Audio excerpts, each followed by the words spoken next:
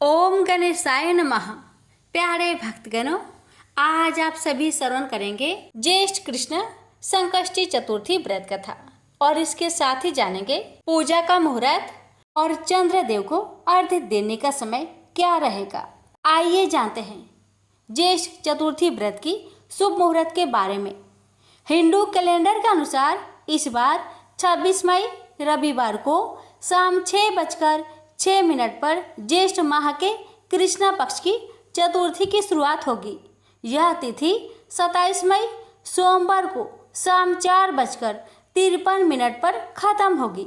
चतुर्थी तिथि में चंद्रोदय का महत्व है। ज्येष्ठ संकष्टी चतुर्थी व्रत 26 मई रविवार को रखा जाएगा क्योंकि चतुर्थी का चंद्रोदय उस दिन ही है। 27 मई को चतुर्थी तिथि के बाद पंचमी हो रहा है। चतुर्थी व्रत पूजा का मुहूर्त। यदि आप 26 मई को एकदंत संकष्टी चतुर्थी का व्रत रखते हैं तो आप गणेश की पूजा सूर्योदय के बाद कर सकते हैं क्योंकि 5:25 AM से लेकर 10:36 AM तक सर्वार्थ सिद्धि योग बना हुआ है। इसके अलावा उस समय साध्य योग भी बना होगा। सर्वार्थ सिद्धि योग में आप जो कार्य करते हैं वह सफल सिद्ध होता है। इस बार 3 शुभ योग में है एकदंत संकष्टी चतुर्थी। इस साल की एकदंत संकष्टी चतुर्थी के दिन 3 शुभ योग बन रहे हैं। एकदंत संकष्टी चतुर्थी के दिन सुबह में साध्य योग बना है जो 8:31 AM तक रहेगा। उसके बाद से शुभ योग बन जाएगा। सर्वार्थ सिद्धि योग भी बना है। एकदंत संकष्टी चतुर्थी 2024 अर्घ समय। संकष्टी चतुर्थी व्रत के दिन चंद्रमा को अर्घ्य देने का विधान है। 26 मई को चंद्रोदय रात 10:12 PM पर होगा। इस समय पर आप चंद्रमा को अर्घ्य दे सकते हैं। एकदंत संकष्टी चतुर्थी व्रत का महत्व। संकष्टी चतुर्थी का व्रत रखकर गणेश जी का पूजन करने से सभी कष्ट और संकट दूर होते हैं। भगवान गणेश के आशीर्वाद से भक्तों की मनोकामनाएं पूरी होती है। जीवन में शुभता बढ़ती है और कार्य बिना बाधा के पूर्ण होते हैं। गणेश जी के आशीर्वाद से कार्यों में सफलता मिलती है। आइए प्यारे भक्तगणों, हम श्रवण करते हैं सभी मनोकामना को पूर्ण करने वाली ज्येष्ठ कृष्ण गणेश चतुर्थी की व्रत कथा। कथा को श्रद्धा पूर्वक प्रसन्नचित मन से पूरा अवश्य सुनेगा और दूसरे भक्तों के पास भी इस वीडियो को शेयर अवश्य कीजिएगा। कमेंट बॉक्स में गणेश भगवान की जय, चौथ माता की जय लिखना ना भूले। तो आइए श्रवण करते हैं कथा। सतयुग में 100 यज्ञ करने वाले एक पृथु नामक राजा हुए। उनके राज्य अंतर्गत दयादेव नामक एक ब्राह्मण रहते थे। वेदों में निशांत उनके 4 पुत्र थे। पिता ने अपने पुत्रों का विवाह गृह सूत्र के वैदिक विधान से कर दिया। उनके 4 बहुएं में बड़ी बहू अपने सास से कहने लगी, हे सासू जी, मैं बचपन से ही संकट नाशक गणेश चतुर्थी का व्रत करती आई हूँ। मैंने पितृगृह में भी इस शुभदायक व्रत को किया है। अतः हे कल्याणी, आप मुझे यहाँ व्रत अनुष्ठान करने की अनुमति प्रदान करें। पुत्र वधू की बात सुनकर उसके ससुर ने कहा, हे वधू, तुम सभी बहुओं में श्रेष्ठ और बड़ी हो। तुम्हें किसी प्रकार का कष्ट नहीं है और न तुम भिक्षुकनी हो। ऐसे स्थिति में तुम किस लिए व्रत करना चाहती हो? हे सौभाग्यवती, अभी तुम्हारा समय उपभोग करने का है। ये गणेश जी कौन है? फिर तुम्हें करना ही क्या है? कुछ समय पश्चात बड़ी बहू गर्भिणी हो गई। 10 मास बाद उसने सुंदर बालक का प्रसव किया। उसकी सास बराबर बहू को व्रत करने का निषेध करने लगी और व्रत छोड़ने के लिए बहू को बाध्य करने लगी। व्रत भंग होने के फलस्वरूप गणेश जी कुछ दिनों में कुपित हो गए और उसके पुत्र के विवाह के काल में वर वधू के सुमंगली के समय उसके पुत्र का अपहरण कर लिया। इस अनहोनी घटना से मंडप में खलबली मच गई। सब लोग व्याकुल होकर कहने लगे, लड़का कहाँ गया? किसने अपहरण कर लिया?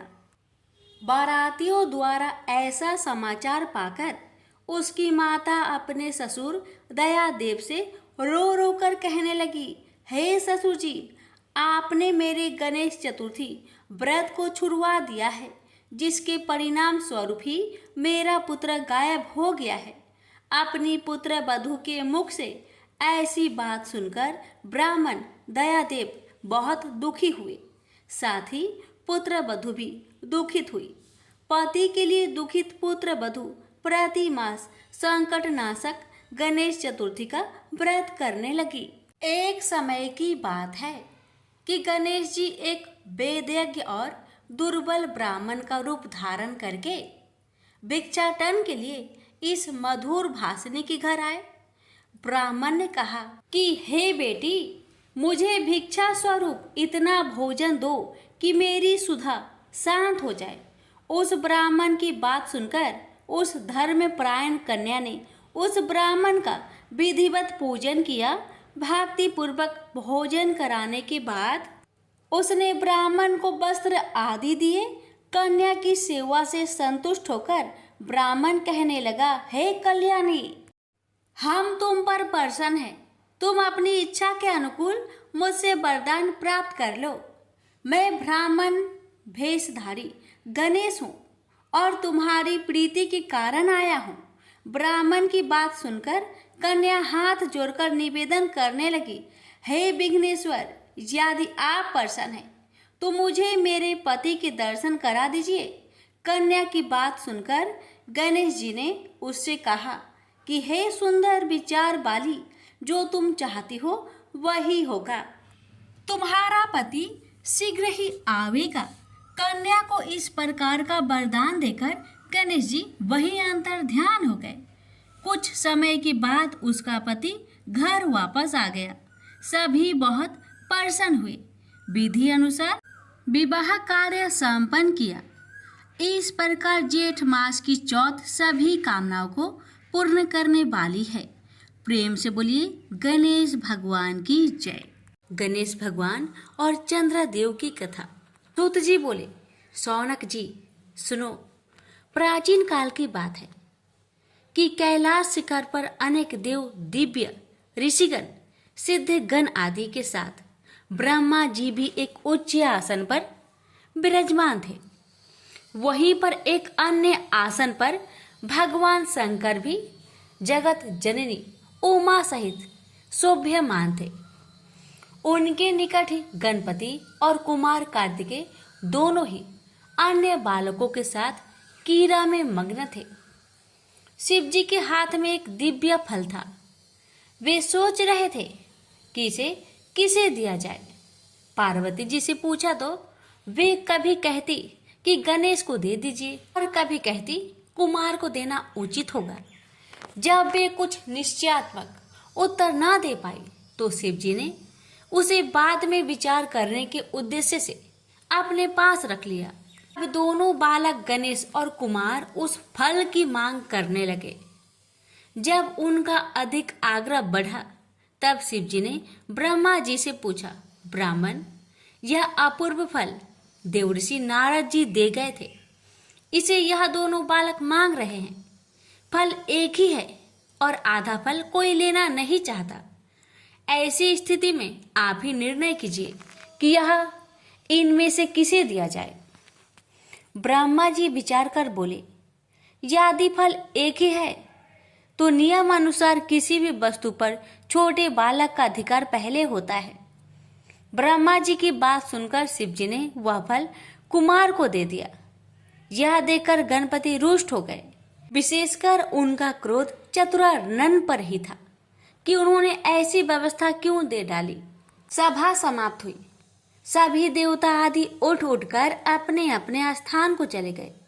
ब्रह्मा जी भी अपने लोक में जा पहुंचे। वहां उन्हें सृष्टि का आरंभ करना था, किंतु जैसे ही वे सर्ग रचना में लगे, वैसे ही गणेश्वर ने विघ्न उपस्थित कर दिया। उस समय उन्होंने प्रकट होकर अपना अत्यंत उग्र रूप दिखाया। उनके उस रूप को देखकर ब्रह्मा जी डर के कारण कांपने लगे। चंद्रमा ने देखा कि गणपति का उग्र रूप को देखकर ब्रह्मा जी भय से कांप रहे हैं, तो उसे हंसी आ गई। उसके साथ ही चंद्रमा के जो गण उस दृश्य को देख रहे थे वे भी हंस पड़े। यह देखकर भगवान गजानन को क्रोध आ गया और वे चंद्रमा को श्राप देते हुए बोले, मयंक, उन्हें इस समय मेरी हंसी उड़ाकर जो अभद्रता प्रदर्शित की है उसका फल तुझे मिलना ही चाहिए। जा तू किसी के भी देखने योग्य नहीं रहेगा। यदि कोई भूल से भी देख भी लेगा तो अवश्य ही पाप का भागी होगा। इतना कहकर गजमुख अंतर्ध्यान हो गए। उनका श्राप प्राप्त होते ही चंद्रमा श्रीहीन हो गया। उसके तेज में अत्यंत न्यूनता आ गई। इससे वह बहुत व्याकुल हुआ और खिन्नता पूर्वक पश्चाताप करने लगा। देखा, मैं कैसी मूर्खता कर बैठा। उन जगदीश्वर के साथ वे प्रभु तो अनिमादि गुणों से संपन्न, संसार के कारण के भी कारण एवं महाप्रभु है। उनके रुष्ट होने से मैं अदर्शनीय एवं कालाहीन हो गया हूँ। अब इससे छुटकारा पाने के लिए क्या करूं? जब चंद्रमा के समझ में कोई उपाय नहीं आया तो वह तुरंत ही देवराज इंद्र के पास गया, परंतु इंद्र आदि देवता भी उसे नहीं देखना चाहते थे। उन सभी ने अपनी अपनी आंखें झुका ली। तब इंद्र ने भी उसकी ओर न देखते हुए पूछा, अरे चंद्रमा, तुम्हारी यह दशा कैसे हुई? क्या गज कर्ण के श्राप का ही प्रभाव है? यह सब बात स्पष्ट कहो। चंद्रमा बोला, देवराज, आपसे क्या छिपा है? सब कुछ जानते हुए भी अनजान बनकर क्यों पूछ रहे हैं? हे सहस्त्राक्ष, अब शीघ्र ही मेरे श्राप मुक्त होने का यत्न करो, अन्यथा समस्त संसार ही मेरे श्रापित होने से अशुभ फल भोगेगा। इंद्र ने सत्वाना दी और बोले, चलो ब्रह्मा जी से ही इसका उपाय पूछे, क्योंकि उनके समान ज्ञानी और सर्व लोकोपकारी अन्य कोई भी नहीं है। सब देवता उसके साथ ब्रह्मलोक पहुंचे। आगे आगे चंद्रमा और पीछे पीछे इंद्र के नेतृत्व में सब देवगण। ब्रह्मा जी ने जब यह जाना कि चंद्रमा आ रहा है तो पाप लगने के भय से उन्होंने भी दृष्टि नीचे कर ली और बोले, कहो सुदासु, यहाँ किस अभिप्राय से आना हुआ? अरे तुम्हारे पीछे तो देवराज इंद्र और समस्त सुरगण ही आ चले हैं। ब्रह्मा जी के प्रश्न का उत्तर सुरपति ने ही दिया। वे बोले, ब्राह्मण, भगवान गणेश्वर आप पर कुपित हुए थे और श्राप दे बैठे चंद्रमा को, इसलिए अब आप ही इसे छुड़ाने का कुछ उपाय कीजिए। हम सभी देवता इसी प्रयोजन से आपकी सेवा में उपस्थित हुए हैं। चतुरानन ने कुछ विचार कर कहा, हे गणेश्वर प्रभु की शरण लेनी होगी। देवराज, चंद्रमा को आगे करके उन्हीं का पूजन एवं सत्वन करो। ब्रह्मा जी की बात सुनकर भगवान गजानन की पूजन की तैयारी की गई। उनकी प्रतिमा बनवाकर षोडशोपचार पूजन एवं भावना पूर्वक स्रोत कर निवेदन किया गया, प्रभु इस चंद्रमा पर कृपा कीजिए। उस समय यह अज्ञानवश हंस पड़ा था, किंतु अब इसे अपनी मूर्खता का ज्ञान हो गया है। देवताओं की प्रार्थना पर भगवान गणेश्वर प्रकट हो गए। सभी ने उनका अद्भुत रूप देखकर उन्हें दंडवत प्रणाम किया। तब गणपति प्रसन्न होकर बोले, देवगण, मैं संतुष्ट हूँ, आता एवं जो चाहो वह अभिष्ट वर मांग लो। चंद्रमा ने उनके चरणों में मस्तक रख दिया और अश्रु जल से पदा रविंदु को धोने लगे। गणेश्वर बोले, उठ उठ चंद्रमा, अब संताप न कर, मैं तुझ पर प्रसन्न हूँ। उसने कहा, प्रभु मुझे श्राप मुक्त कीजिए, मेरी कांति नष्ट हो गई है। उसे लौटा दीजिए। मैं अदर्शनीय से दर्शनीय हो जाऊं नाथ, मेरी अपराध को क्षमा कर दीजिए। गज कर्ण बोले, अच्छा बोल, तुझे 1 वर्ष 6 मास अथवा 3 मास के लिए अदर्शनीय रहने दिया जाए, अथवा कुछ और चाहता है, शीघ्र ही स्पष्ट बता। चंद्रमा ने कहा, प्रभु मुझे बहुत दंड मिल गया है, आप तो क्षमा कर दीजिए। यह कहकर उसने पुनः दंडवत प्रणाम किया तथा सब देवताओं भी उनके चरणों में झुक गए। गणेश्वर ने मुस्कुराते हुए कहा, मैं अपने वचन को मिथ्या कैसे करूं? चाहे सूर्य और सेमरू अपना स्थान त्याग दे, समुद्र अपनी मर्यादा छोड़ दे, अथवा अग्नि शीतल हो जाए, किंतु मेरा वचन मिथ्या नहीं हो सकता। फिर भी मैं तुझे वर्ष में एक ही दिन के लिए श्रापित रखूंगा, इसमें कोई संदेह नहीं है। भगवान गणेश के इन कृपा पूर्ण वचनों को सुनकर चंद्रमा बहुत प्रसन्न हुए तथा समस्त देवगण भी उनकी जय जयकार करने लगे। चंद्रमा ने पुनः निवेदन किया, प्रभु भविष्य में मुझसे इस प्रकार की मूर्खता ना हो और मेरा चित्त आपके चरण कमलों में लगा रहे, ऐसा वर मुझे प्रदान करे। गणेश्वर ने प्रसन्न होकर कहा, ऐसा ही होगा, परंतु मेरे एकाक्षरी मंत्र गंग का जप करते रहना। यह कहकर भगवान अंतर्ध्यान हो गए और तब समस्त देवता स्वर्ग लोक को गए और चंद्रमा भी अपने लोक में चला गया। चंद्रमा ने 12 वर्ष तक तपस्या चाड़े की और गणेश्वर की एकाक्षरी मंत्र का निरंतर जप करता रहा। पवित्र नदी गंगा के तट पर भक्ति पूर्वक एकाग्र मन से उसका यह तप चलता रहा। तभी सहसा एक दिन वह परम प्रभु चंद्रमा के समक्ष प्रकट हो गए। इस समय उनकी रूप छटा देखकर निशापति अवाक रह गया। उसके चित्त में आश्चर्य मिश्रित भय व्याप्त हो गया, किंतु शीघ्र ही उसे निश्चय हो गया कि वह साक्षात आदिदेव भगवान गजानन ही है। तो वह हाथ जोड़कर प्रणाम करता हुआ उनकी स्तुति करने लगा। मैं उन 2 दांतों से युक्त परमेश्वर को नमस्कार करता हूँ, जो अपने भक्तों के सभी विघ्नों का हरण करते तथा सभी के धर्म, अर्थ और काम को प्रशस्त करते हैं। उन विघ्न विनाशक परमात्मा गजानन को नमस्कार है। हे प्रभु, मैंने अज्ञानतावश जो अपराध किया था उसे क्षमा करके मुझे मेरा पूर्व रूप प्रदान कीजिए। हे नाथ, आप ही मुझे मेरा यह रूप प्रदान कर सकते हैं। हे दया निधान, आप सभी देवताओं के आधीश्वर, नित्य बोध स्वरूप एवं सत्य हैं। समस्त वेद आपके ही स्वरूप है तथा आपके द्वारा ही उनका प्रतिपादन हुआ है। हे देव, यह जगत आपका ही स्वरूप है तथा आप ही साक्षात परम ब्रह्मा है। हे कृपा निधान, विश्व की उत्पत्ति, पालन और प्रलय के भी आप ही एकमात्र कारण है। आपका तिरस्कार कोई नहीं कर सकता। भगवान गजकर्ण ने चंद्रमा की ओर कृपा पूर्ण दृष्टि से देखा और मधुर मुस्कान बिखेरते हुए बोले, चंद्रमा, यह तो मैं पहले ही कह चुका था कि तुम प्रत्येक वर्ष केवल 1 दिन के लिए ही अदर्शनीय रहोगे। उस दिन तुम्हें जो कोई भी जाने अनजाने देख लेगा, वही बस अभिशाप का भागी बनेगा। इस प्रकार तुम्हारी निष्ठेषविता को ऐसे ही लोग बांट लेंगे।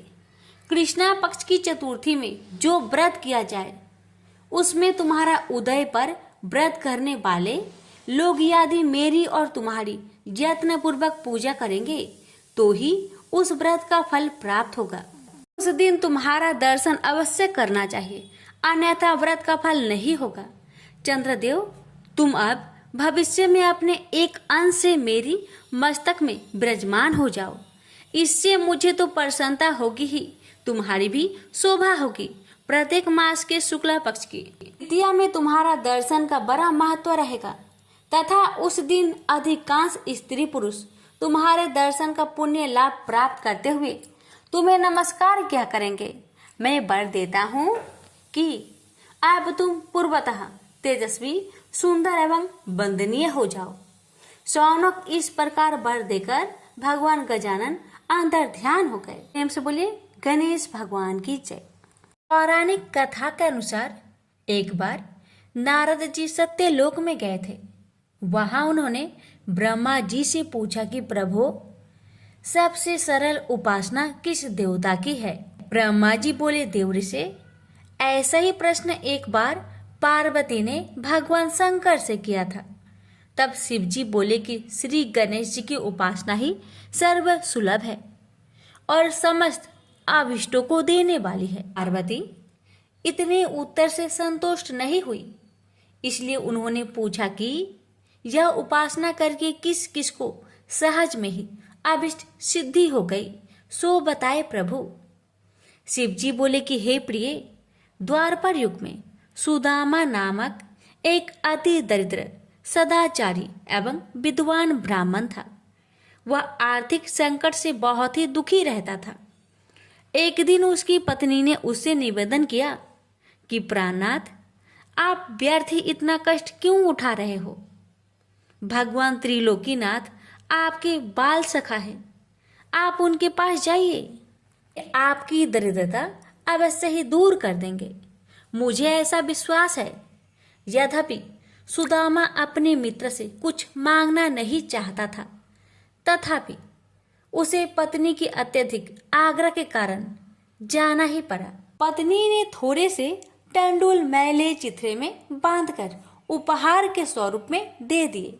बेचारा सुदामा मार्ग पार करते हुए किसी प्रकार द्वारिकापुरी पहुंचा, किंतु राजभवन के द्वारपालों ने उसे भीतर नहीं जाने दिया।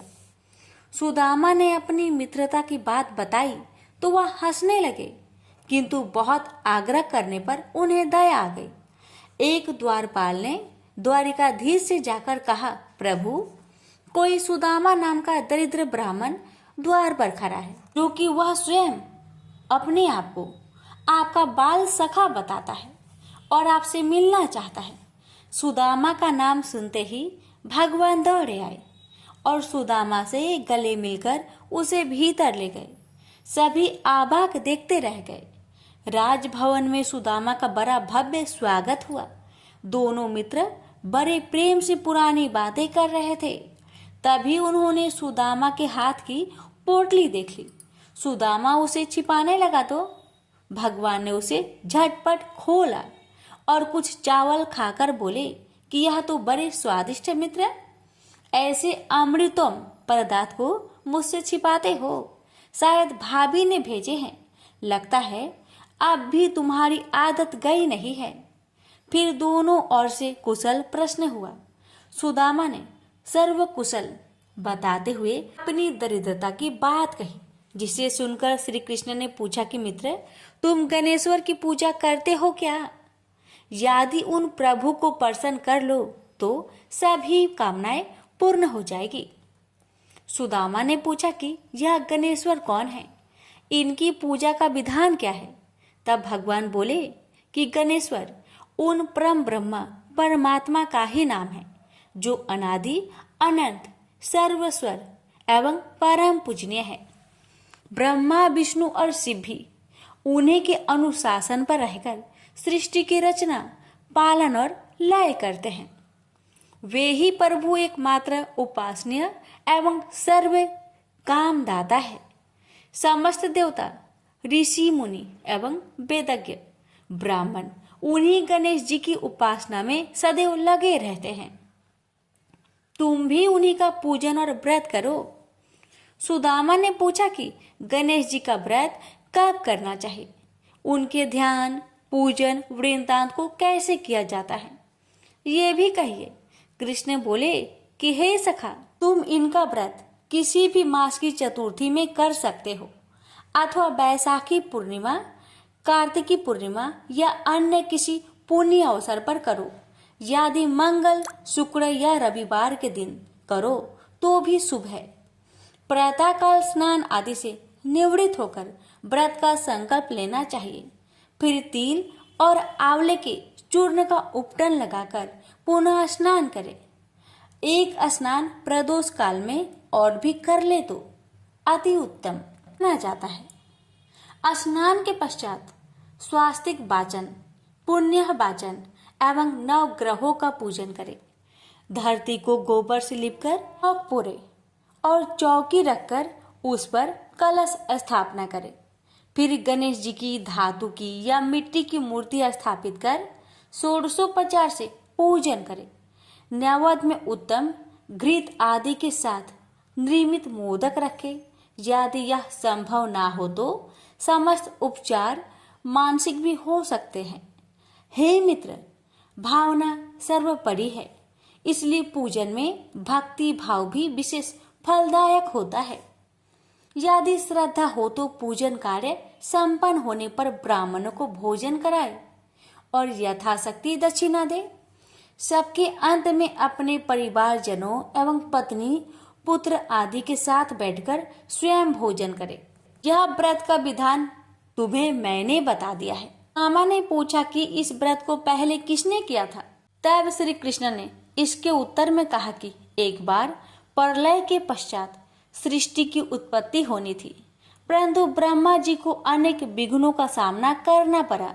तब ब्रह्मा जी ने गणपति का ही पूजन किया और उनसे शक्ति प्राप्त करके सृष्टि रचना का कार्य संपन्न किया।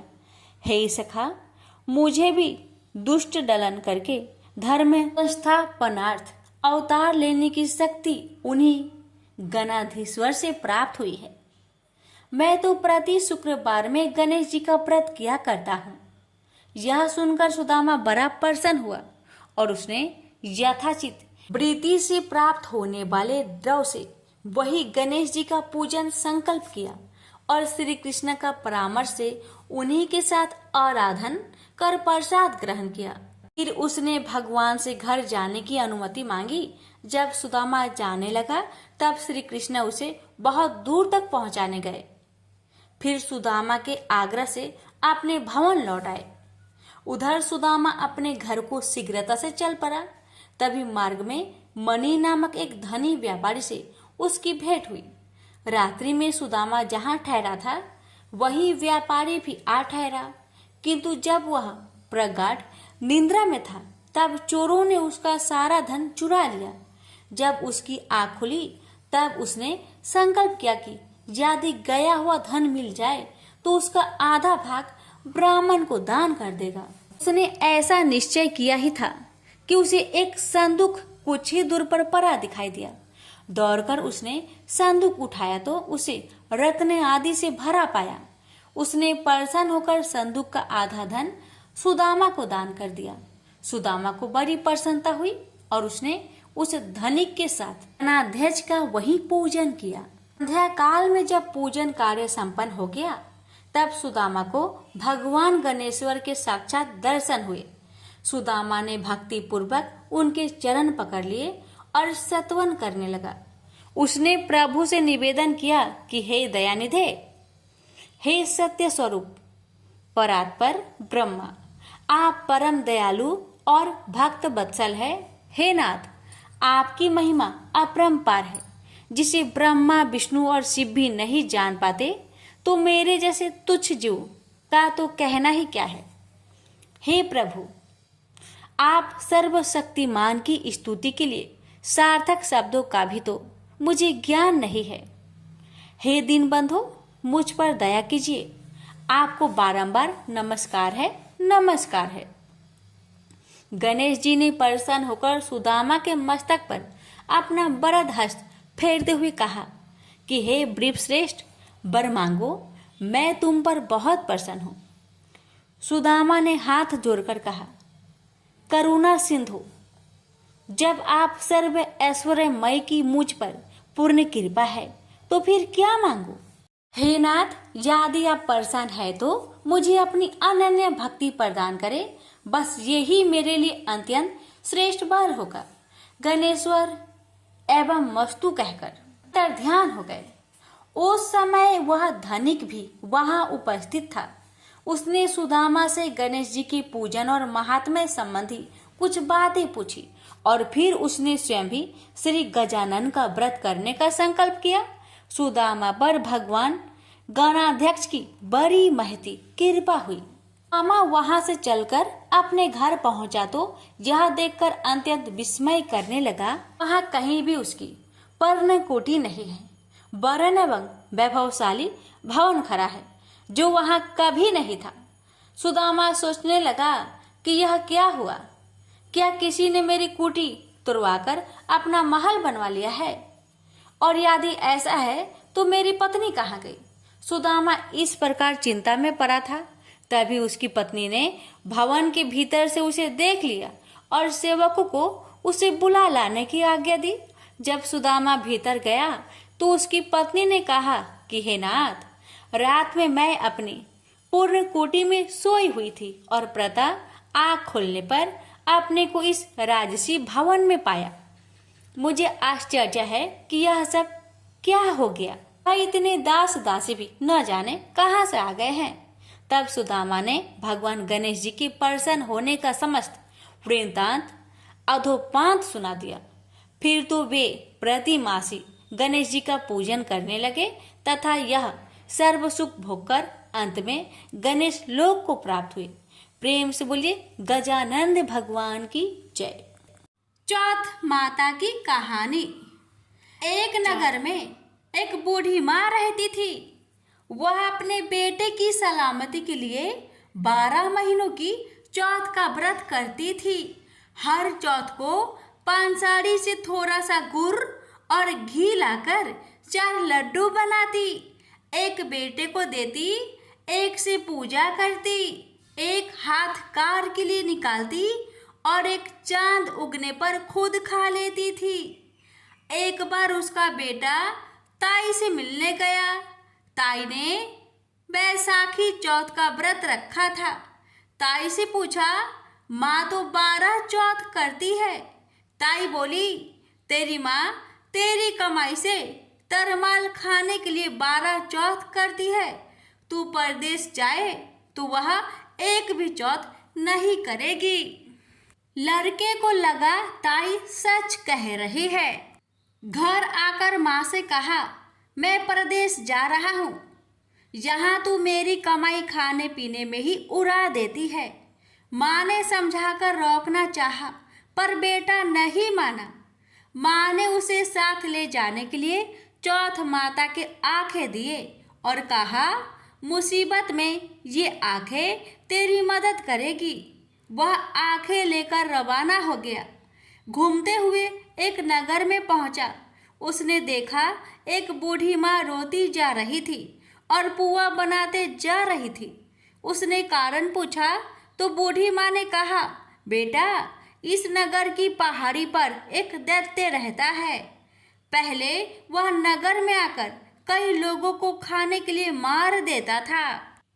अब राजा हर घर से एक आदमी दैत्य के पास भेजता है और आज मेरे बेटे की बारी है, इसलिए रो रही हूँ और उसी के लिए पुए बना रही हूँ। वह बोला, तू पुए मुझे खिला दे, तेरे बेटे की जगह मैं चला जाता हूँ। बूढ़ी माँ ने खीर पुए उसे खिला दिए।